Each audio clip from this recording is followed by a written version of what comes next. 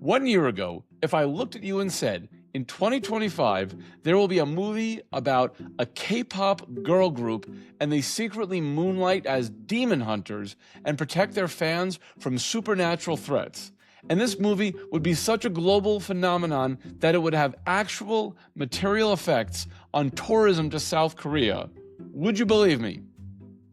The movie I'm of course talking about is K-pop Demon Hunters, and I don't even know if the producers of the movie were prepared for how massive this movie would become. It dropped on Netflix, became an instant, massive global hit, with 4 songs from the movie's soundtrack even entering the top 10 songs of the Billboard Hot 100 at the same time. So, as hotel data folks, we obviously wanted to know, did this global K-pop Demon Hunters phenomenon truly translate into real-world travel demand and impact the hotel industry in South Korea? Let's start by diving into some of Lighthouse's demand data.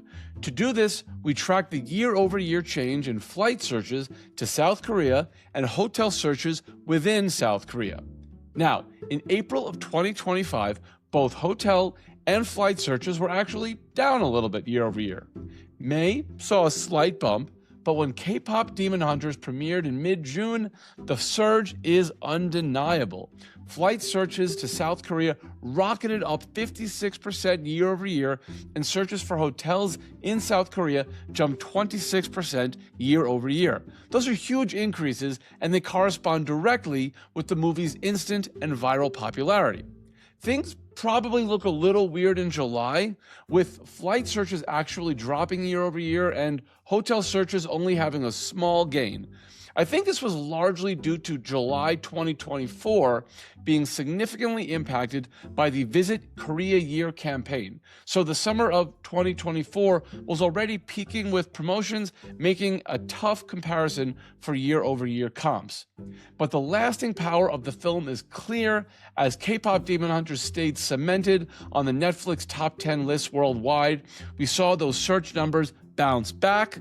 Flights in particular continue to show sizable 20% year-over-year jumps through November. Now, let's dive into some Lighthouse pricing data. Remember that massive demand jump in June?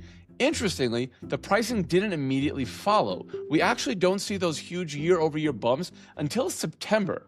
And that timing is fascinating because it appears to sync up with when the movie officially became Netflix's most watched film ever at the end of August.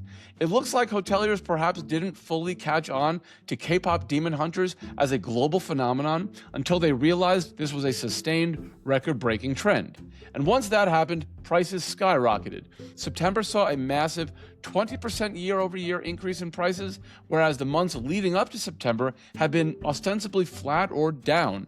That strength held strong, with October up 10%, November up 18%, and advertised prices for December up similar levels. So, what's the takeaway for the hospitality industry, both in South Korea and globally? This phenomenon further proves that a single viral, globally distributed entertainment hit can create new, powerful travel demand overnight. The lessons for hoteliers everywhere is this: you have to be plugged into everything. You can't wait for a quarter's worth of data to realize a global craze is happening. The K-pop Demon Hunters trend showed us that the spike in demand happened immediately, but pricing lagged by a few months. If you could be one of the early movers to identify a market-moving trend and pivot your pricing strategy to capitalize on a sudden spike in demand, you're going to capture huge value. It's all about speed to market, supported by the right data.